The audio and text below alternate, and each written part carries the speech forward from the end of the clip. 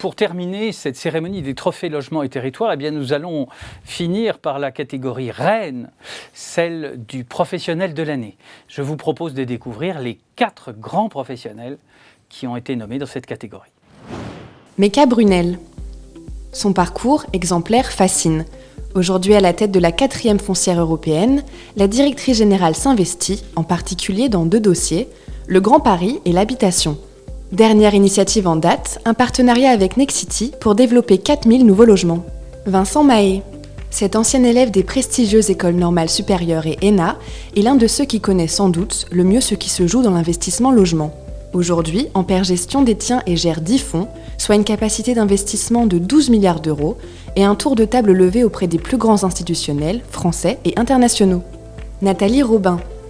Le logement abordable figure au cœur de ses réflexions depuis son entrée dans le groupe BNP Paribas en 1989. Actuellement, le logement représente 18% environ des actifs immobiliers gérés par BNP Paribas Cardiff. Et elle a même porté la préoccupation du logement intermédiaire au sein du comité immobilier de la Fédération française des assurances. Alain Taravella. Le fondateur d'Altarea en 1993, en pleine crise qui a profité de celle de 2008 pour mettre la main sur Cogedim, multiplie aujourd'hui les très grands projets. Massy Grand Ouest et ses 1000 logements, Ici Cœur de Ville et ses 100 000 m², les promenades à Beson. Alain Taravella dit sans surprise de son groupe qu'il coche toutes les cases de l'après-Covid. Eh bien, nous avons découvert, cher Laurent Faure, les 4 nommés, grands professionnels. Il a fallu que les lecteurs d'Imo Week en choisissent un ou une. Vous êtes le directeur général de Powerhouse Habitat. Et donc, peut-être quelques mots sur Powerhouse Habitat et sur le vainqueur. Très bien. Écoutez, Powerhouse Habitat, c'est la foncière de référence sur le loyer abordable sur toute la France. C'est un véhicule qui a été créé fin 2017, qui est... C'est tout récent. C'est tout récent, absolument, qui est détenu par BNP Cardiff, Société Générale Assurance, et puis également Diversipierre, donc un tour de table d'institutionnels. Et quelques chiffres sur Powerhouse Habitat, c'est 6100 logements à la fin d'année 2020, 1 milliard d'euros de valorisation et près de 600 logements qui ont été acquis au cours des 3 dernières années. Avec des objectifs, j'imagine, pour 2021-2022 ? Absolument, nous avons un pipeline d'acquisition en cours qui, s'il se déroule correctement, devrait nous permettre de franchir une nouvelle marche dans notre volonté de développement. Alors c'est une société foncière qui est aujourd'hui gérée par Scaprim, les équipes de Scaprim qui sont à la fois au plan national et sur le territoire, sur tous les territoires où nous avons des actifs. Et également signaler quelques engagements forts de notre foncière. Le premier, c'est de réduire en fait la facture énergétique de nos locataires et l'empreinte carbone de l'ensemble de notre parc. Et la seconde, parmi les quelques engagements que nous avons, c'est de contribuer au développement territorial à travers le maintien de l'emploi dans les territoires. Et donc, ce sont des thématiques que notre vainqueur, je me dis ni masculin ni féminin, vous noterez, hein, notre vainqueur d'aujourd'hui sera certainement sensible à ces thématiques. Alors, quelques mots pour vous mettre sur la voie. Oui.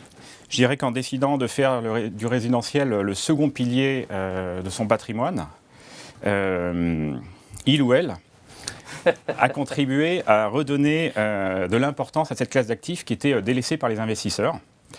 Et dernier signe, peut-être témoignage de cet engagement très fort, ça a été la récente couverture du document universel, d'enregistrement universel qui a été déposé, dans lequel on distingue un immeuble de bureau, 13 logements je crois, en structure bois, dans le 12e arrondissement à Paris, réalisation très récente. De logements. De logements bien sûr, de logements et c'est ça qu'on vient de noter. Je pense que vous avez tous découvert que la gagnante est Madame Meka Brunel. Oui, Meka. Alors, Meka Brunel, évidemment. Alors, il y a quand même quelque chose d'extraordinaire dans cette élection, Meka Brunel. C'est une grande surprise. Oui, bonjour. Mais bonjour à vous. Il y a quelques années encore, la patronne d'une grande foncière plutôt de bureau avait peu sa place dans des trophées logements et territoires. Alors, c'est quand même très symbolique que vous soyez là et choisi. Merci infiniment, je suis très touchée et je voulais dire je suis d'autant plus touchée que j'étais en compagnie de très grands professionnels du résidentiel, Alain Dinin, Alain Taravella, Vincent Mahé. que je salue tous et qui sont des exemples pour moi. Et merci de m'avoir laissé gagner. Et merci aux lecteurs d'Imo Week. Je suis très touchée. Vous savez, Gecina est une grande foncière de bureaux, mais en vérité, on parle de lieu de vie. Au cours de l'année 2020, avant 2020, on disait qu'il faut se sentir comme à la maison au bureau. Et puis, pendant l'année 2020, ça continue en 2021, confinement, reconfinement, télétravail font que le logement devient le lieu de vie, de travail, d'enseignement, de loisirs, enfin, tout ce qu'on veut. Et c'est en cela que c'est important que ces lieux de vie soient respectés et soient valorisés. Je suis très touchée de recevoir ce trophée, ça me touche beaucoup parce que ça correspond aussi à cet engagement dans la durée, à la raison d'être de Gecina, faire partager des expériences humaines au cœur de nos lieux de vie durables.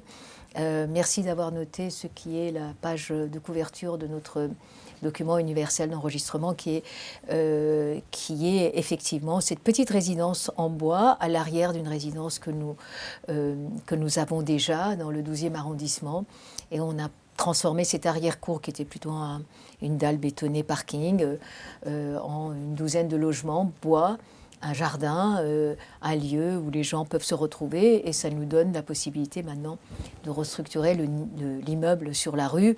On a 6000 logements, on a à peu près, y compris le pipeline de développement, 4000 logements étudiants. Au total, on est à 3,3 milliards donc, de valeur de patrimoine. Et l'accord que nous avons passé avec Nexity et d'autres accords en cours, de faire de la copromotion de 4000 logements à travers la France pour apporter des solutions à ce maillon qui manque dans le parcours logement, qui est le logement locatif privé, eh bien, ça va nous permettre de répondre à ce besoin. Les besoins existent. On a vraiment un manque de logements en France. On voit bien qu'on a des difficultés à obtenir les permis. Il faut pouvoir transformer les bureaux en logements. Nous continuons à travailler dessus. Il faut pouvoir répondre aux besoins de nos concitoyens. Mais en revanche, il faut aussi que ça soit un lieu de déconnexion. On n'est pas obligé de travailler de la maison, mais à proximité. Donc voilà, ça nous donne des programmes et beaucoup d'encouragement pour toute l'équipe dans la période qui vient. Merci beaucoup, je suis extrêmement touchée et bravo à tous les autres lauréats. Cette distinction me touche particulièrement. Merci infiniment. Merci Becca Brunel. Je pense que ce que vous venez de nous dire fait que probablement on reparlera de Gecina en matière de logement tout au long des années qui viennent et pour les prochaines éditions des Trophées Logement et Territoire. Donc je vous donne rendez-vous dès l'année prochaine pour les Trophées Logement et Territoire 2021 puisque nous continuerons à célébrer tous ces acteurs extraordinaires du logement privé, du logement social, de tous ceux qui y agissent tout au long de l'année. Et puis, si vous le voulez, vous pouvez aussi vous connecter sur imoweek.fr pour voir le débat que nous allons réaliser à l'occasion de ces trophées Logement et Territoire, parce que le logement, c'est aussi un sujet de discussion, de débat, et je l'espère, plein d'avenir. Merci à vous et à l'année prochaine.